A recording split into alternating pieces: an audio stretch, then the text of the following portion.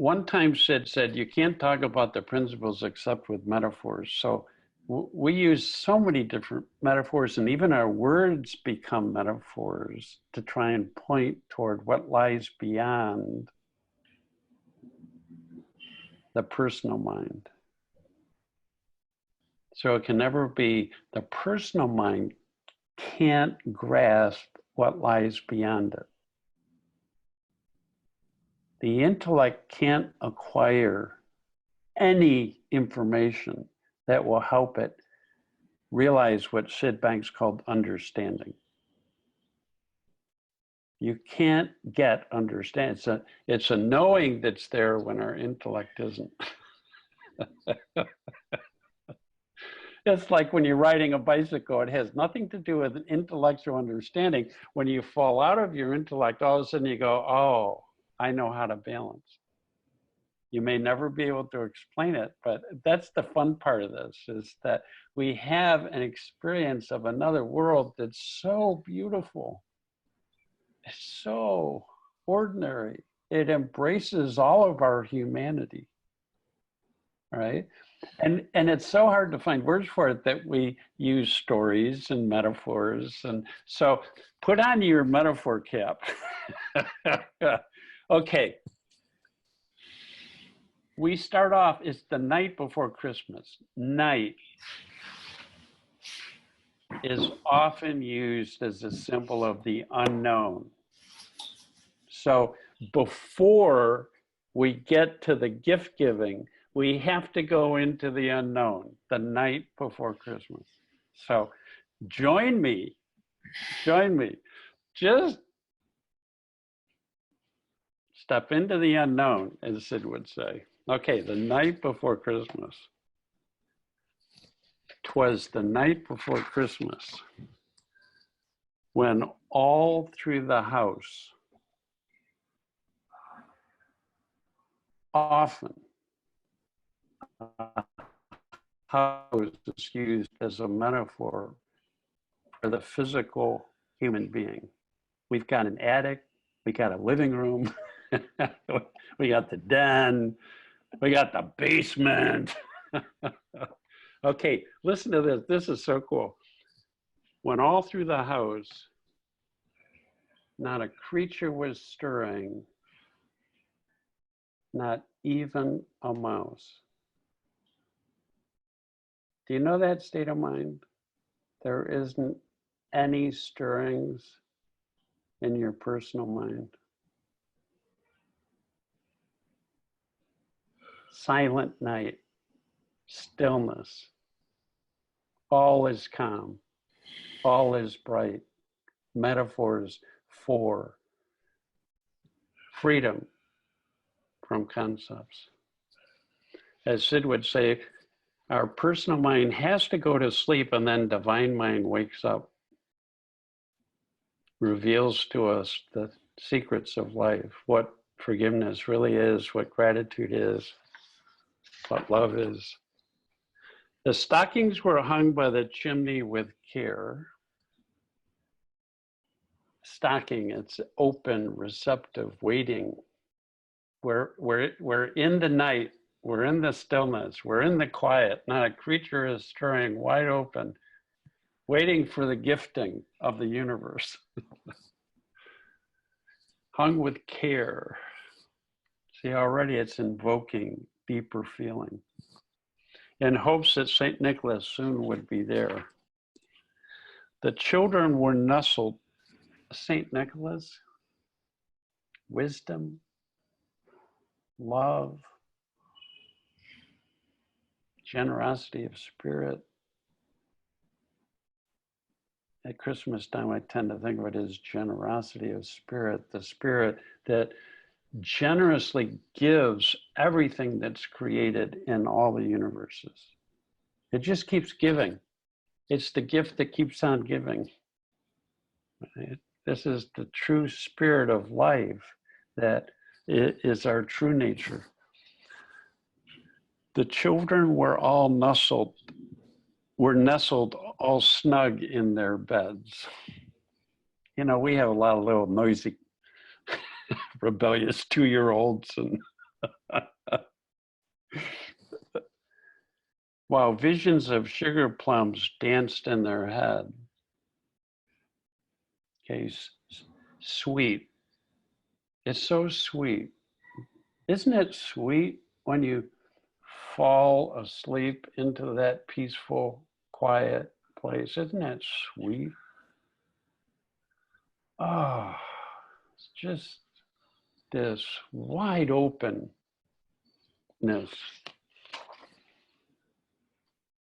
And Mama in her kerchief and I in my cap had just settled down for a long winter's nap.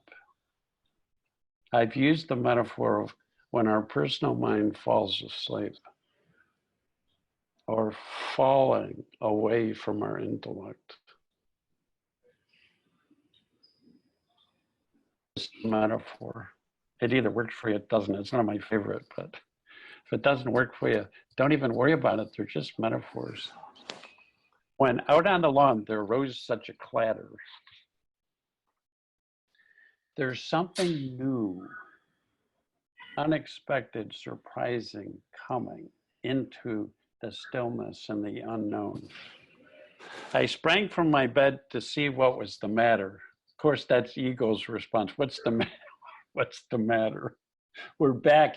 All of a sudden, there's a little insecurity. Arlene, that's that moment of that insecurity going, oh, wait, what's the matter? What? Oh, wait. Right? And to the window, I flew like a flash. Tore open the shutters, threw open the sash. We're back to all of a sudden, from insecurity, we go to openness, freshness, fresh air, windows, curtains, fresh air are metaphors that have been used for centuries for opening into something new and fresh. Sid says, what you're looking for is fresh, not the old. You got to let go of the old. You got to let go of memory. You got to let go of ideas and beliefs. They're the old, in order to find the new, the fresh. The moon on the breast of the new fallen snow gave a luster of midday to objects below. When I worked in business, I talk about as we fall away from the thinking we already have and know, we're moving into a reflective state of mind. The moon has been used for centuries as a symbol for reflection. In other words, the divine light reflects off of a reflective mind. It brings that light. It lights up objects. It gave a luster of midday to objects below. This is where our feeling starts to open up and there's a lightness. The metaphor of light's been used forever. There's more light coming into the darkness. My wandering eyes should appear but a miniature sleigh and 8 tiny reindeer with a little old driver so lively and quick, I know in a moment it must be Saint Nick. This is where the ordinary starts becoming sacred. Bonnie, even in your story of you're feeling overwhelmed and you threw open the sash, threw open the windows, fell into that quieter backdrop, the stillness, where the kids are all snuggled in their beds having visions of sugar plums. And all of a sudden, you experience that differently. It becomes there. You begin to experience the light in that dark. The ordinary becomes more sacred. Michael, that's walking along the beach, and all of a sudden, out of the ordinary, you begin to see the beauty of fragments. That's more light shining through. More understanding is another way of saying more light coming in. More rapid than eagles, his coursers they came, and he whistled and shouted and called them by name. Now Dasher, now Dancer, now Prancer and Vixen, on Comet and Cupid, on Donder and Blitzen, to the top of the porch, to the top of the wall. Now dash away, dash away, dash away all. Often in Hinduism and Buddhism and Christianity, they talk about spirit descending from above, coming down into the world of form. It lands on the roof, metaphorically. It's the light comes down into us, the descent of the spirit of the dove, of the light, of the divine into the world of form from heaven above. There's this descent of the sacred. When our personal world is sound asleep and wide open, in this night openness, this descent happens.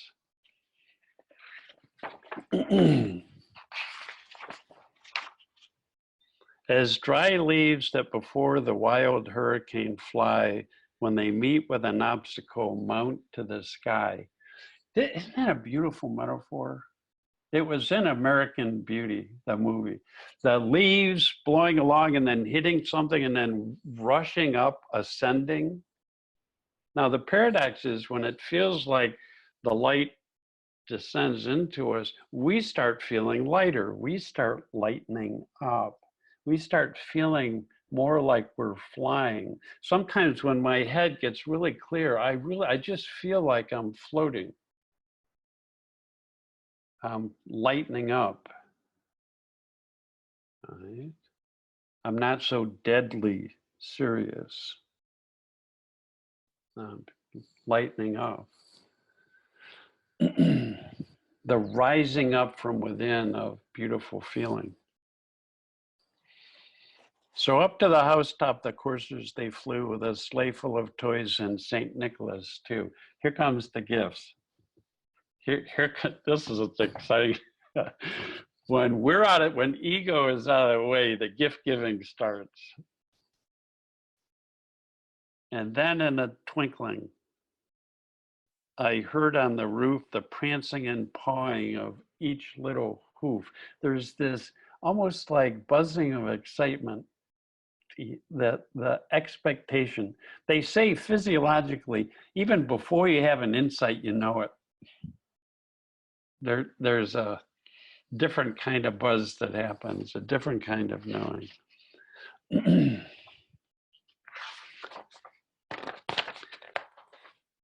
As I drew in my head and was turning around, down the chimney St. Nicholas came with a bound.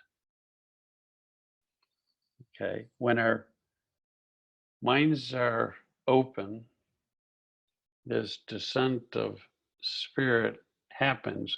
Now, here's the metaphor. People often talk about, I'm in my head, I can't understand it, I'm just caught up in my head. Oh, and I woke up out of my head and I came down into my heart. Why is that? Is when any human being falls away from their personal thinking, their feeling starts to open up, the heart. And in this story, it's called the hearth.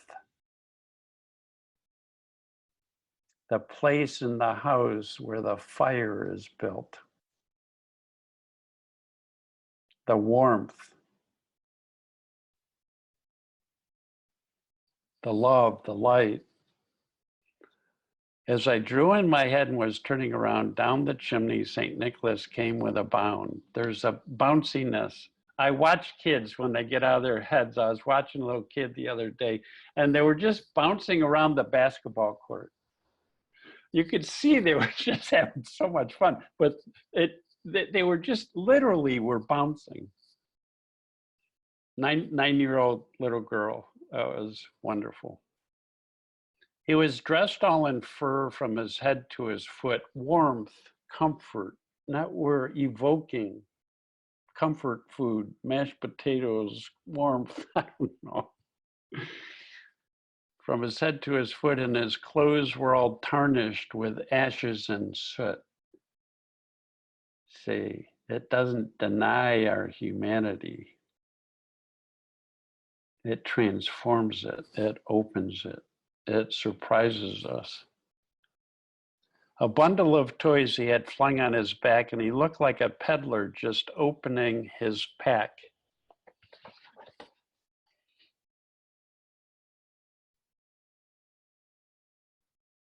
See, he's coming down the chimney.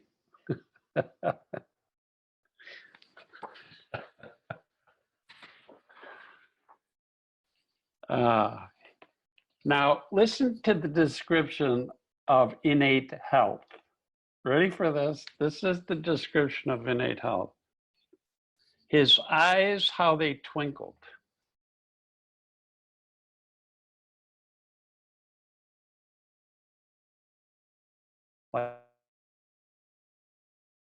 Poppy, Poppy. This is Mike's daughter, Eva. Poppy, Poppy. I have magic eyes. I say, what do you mean? She goes, everywhere I look, things twinkle.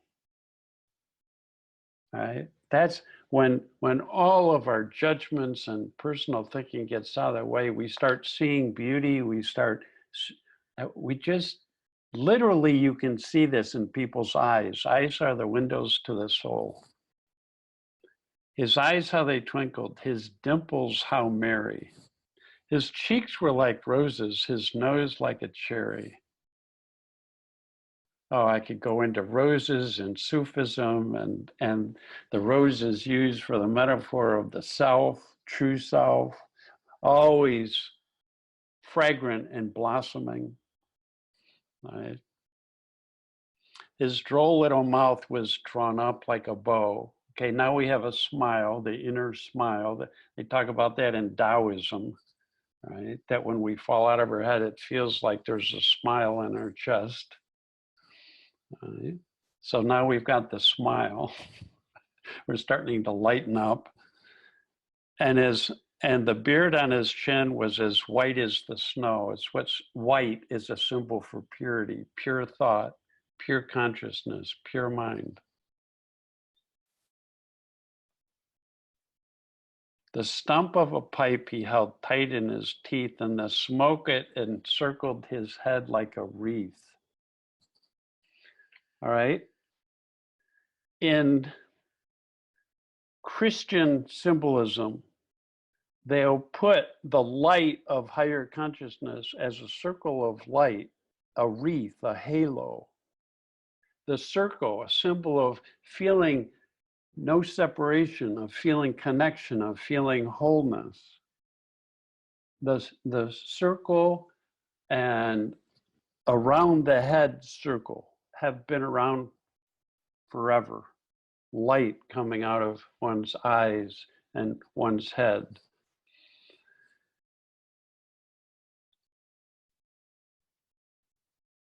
He had a broad face. It's wide open to life. And a little round belly that shook when he laughed like a bowl full of jelly. This is when people start to laugh for no reason. This is when people start to have a sense of humor again instead of being so darn serious. This is when people can laugh at themselves. This is when people get a kick out of life and just sit there and chuckle as they watch their grandkids or as they watch the birds, or they just feel this delight. He was chubby and plump, full. Sid says, so you empty of the personal and you fill. It feels like your feeling is filling you up, this deeper feeling.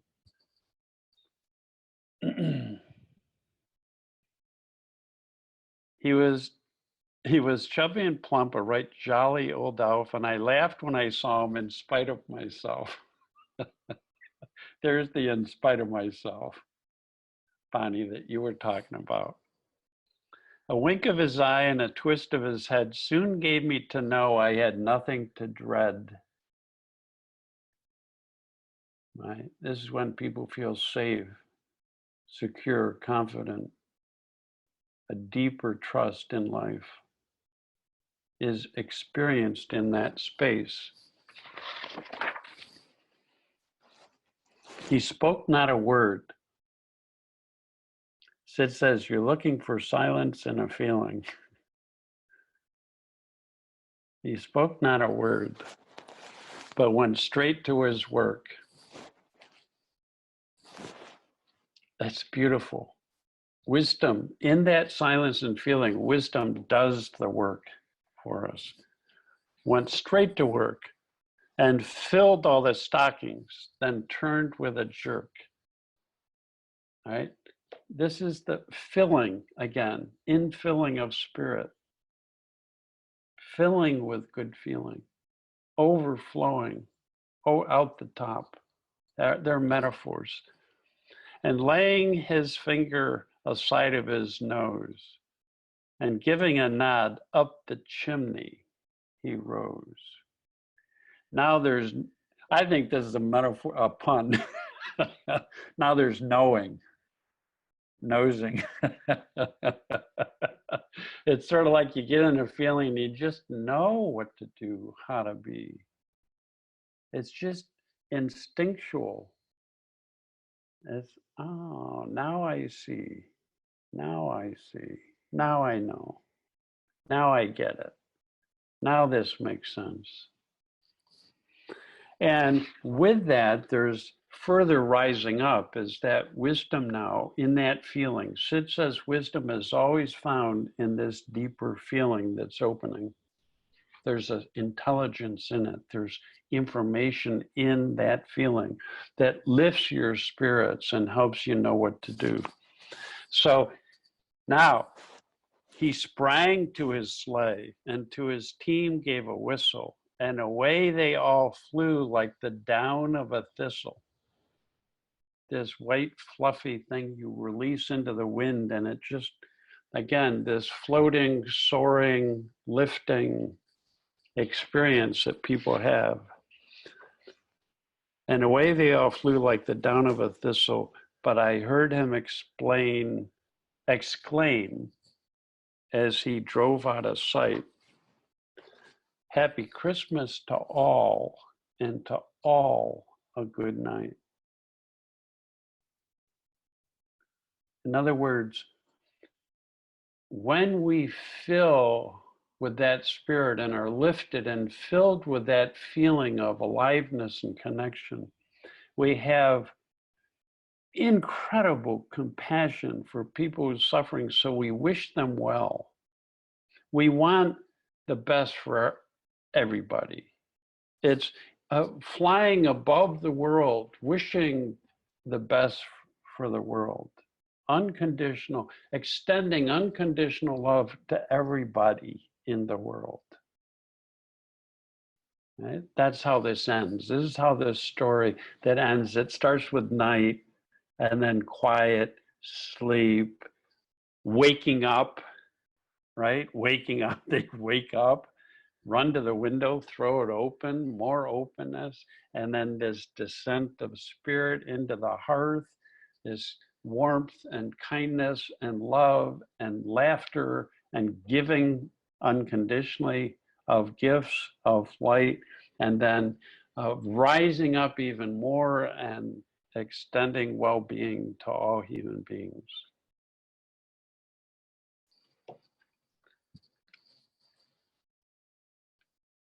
Since these stories were written by people in moments when their personal thinking was out of the way and out of the quiet, isn't it fascinating that wisdom writes stories that are universally appealing to people throughout time because they come from truth and at their best point back toward truth.